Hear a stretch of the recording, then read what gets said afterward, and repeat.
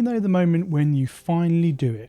You decide to install Linux and dive in, full of hope, excitement, maybe a little bit of fear. Well, that was me, switching to Fedora from Windows. I was ready to learn. I'd watched the videos, I'd read the blogs, and I told myself, I can do this, I'll figure it out. But then I couldn't work out how to do something, or to find something.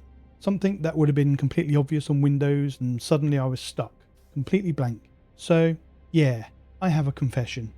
I used ChatGPT. Look over here. ChatGPT helped me to solve problems fast. I'd ask it a question, explain what I was trying to do, and it would usually give me a solid answer. Sometimes even the exact command that I needed. That's incredibly helpful when you're stuck on a weird issue and just want to get back to using your system instead of spending 3 hours trying to install a rel.run package on Fedora. Yeah, I know. But here's the thing. Although it's great at helping you to solve problems, it's not always the best way. You run the command, fix the issue, and move on. But you'll probably forget what you've done. That happened to me more than once. If you're not documenting what you're doing or asking ChatGPT to explain things properly, it becomes this vague something something terminal command and now it works memory. Not great when it breaks again in the future. Hostile forces detected.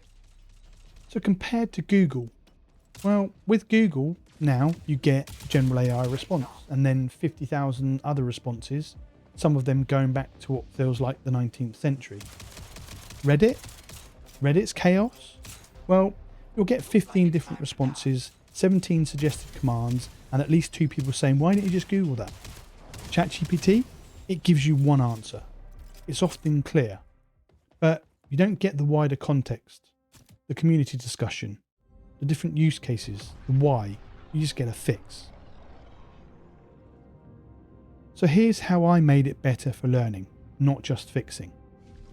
I started adding to my prompts things like explain everything, including commands and what the potential impact is, and respond as if you're responding to a complete beginner, because let's face it, I kind of am.